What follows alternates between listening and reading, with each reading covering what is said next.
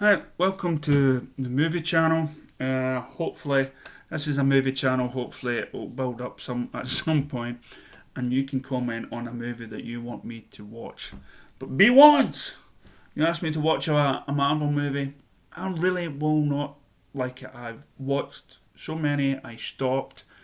It's just for me. It's just the same movie over and over again. But that's just my opinion. Um, so I just thought I'll review this movie. Now, as you can tell by me already having a box set, I'm a big fan. Now, to me, Star Wars, the Star Wars films, well, under George Lucas, has been fantastic. And I know the camp has been split into two camps.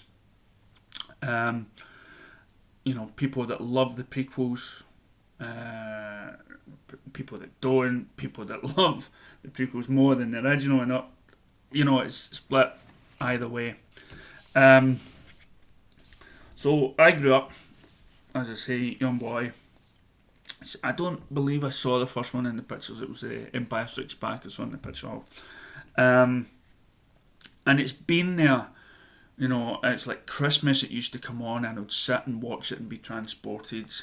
I remember going to toy stores. There was one where I came from called the Jolly Giant, and that really felt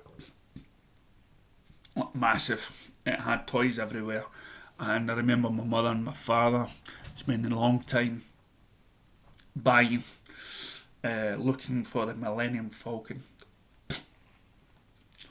Why? Sorry, something in my throat. I think the reason why the Star Wars films, for me, are fantastic through and through is because it is just the work of one man. It's one man's heart.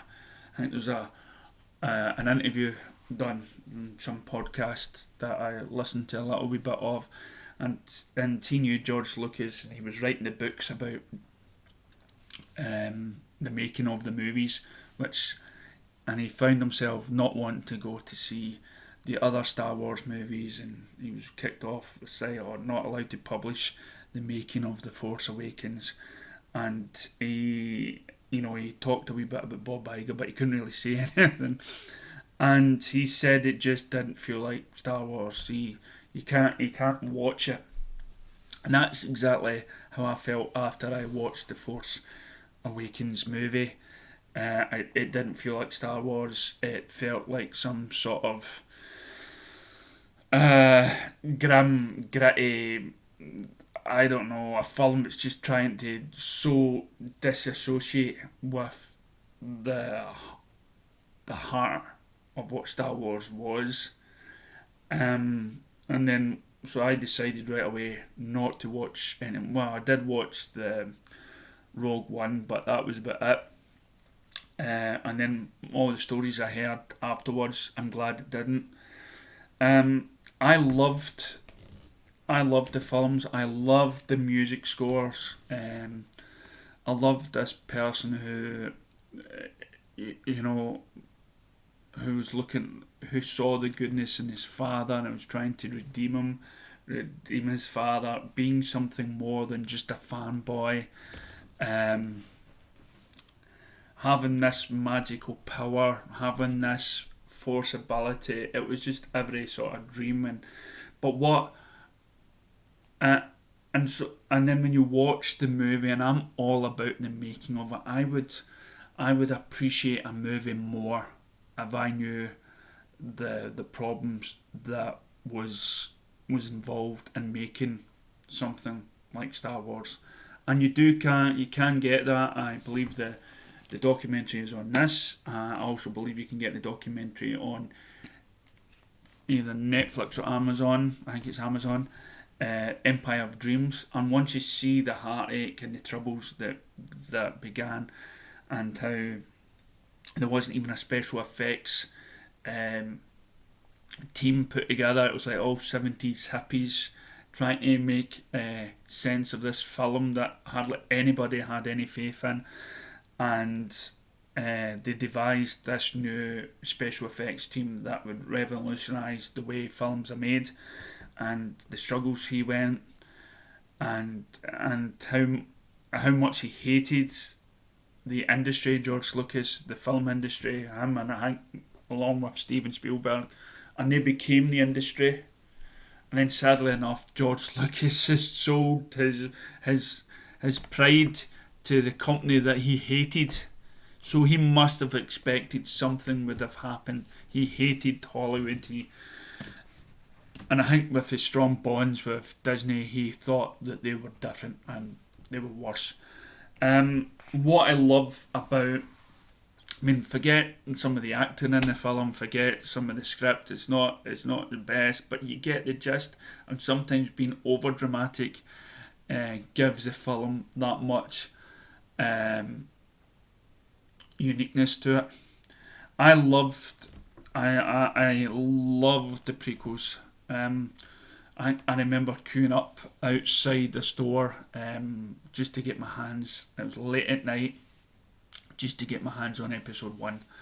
Don't get me wrong. Just now I can see the flaws and it's a bit slow and but for me it expanded the universe so much. And George Lucas had said in an interview that the thing that really made him want to do more Star Wars was the expanded universe, which he was also involved in. This was a guy that believed, that had a dream, that loved his dream, and he wanted other people involved to expand his dream in comics, books, or games.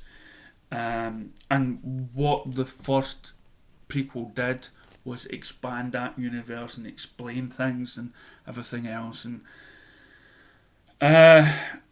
that made me buy the graphic novels and the books and want to find out more about the lore, and I bought games, board games and stuff. The film for me, I think, set the benchmark for films to come after it. It inspired other filmmakers to make films that that was also sci-fi driven, and this was made when sci-fi wasn't really a popular thing to do. But after this, you had films like The Last Starfighter, Battlestar Galactica was given a revamp and stuff like that. So it's and for me, the complete saga is one of these films, and it's always featured in the top 100 movies that you should see. You should get your child to watch it, and always have a blast of deciding which way were you going to see it, the way your mum and dad saw it, which was 4, 5 and 6, or watch the new way, 1 to 6, and let it end there, and yeah, as I said, I wanted to do a Star Wars film, a Star Wars review. I'll probably do an Indiana Jones review. I would only review this as a whole because it is connected. It is the one story. I wouldn't want to do like a review on last Return of the Jedi, and what we got to remember is what was around at those times. George Lucas even felt trapped in what he could do and what he could put onto the screen.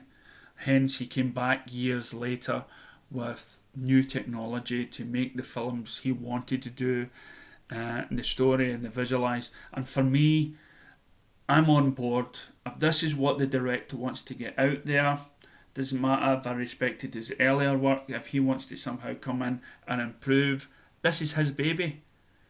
This is something that he put his heart and soul into. So I'm more and more open to watch any changes. And I've even grown to like Darth Vader shouting no as Luke is getting tortured and stuff. I just think, and I've recently went out and I've met some of the actors. I met David Prowse.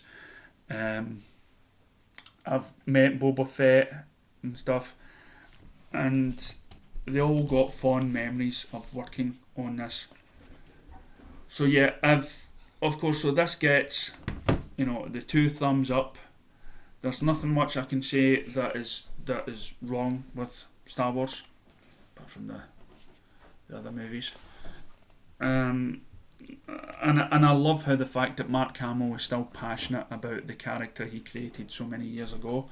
And sadly, we've lost Carrie Fisher. So, and Harrison Ford, it sort of made him the star that he is today, alongside with Indiana Jones. So yeah, hats off to George Lucas. There will never be another franchise like this again. So as I say, if you want me to review any sort of film, and as I say, I'm not a professional critic, I'll just give it a good thumbs up or side down. I promise the next video that I'll do will be a negative one. So what film do you reckon I'll give a negative review from? I'll give you a couple of options. The Prophecy, starring Christopher Walken. Shawshank Redemption. Or Critters. Which one do you think I would give a thumbs down to? Catch you later. Thanks for watching.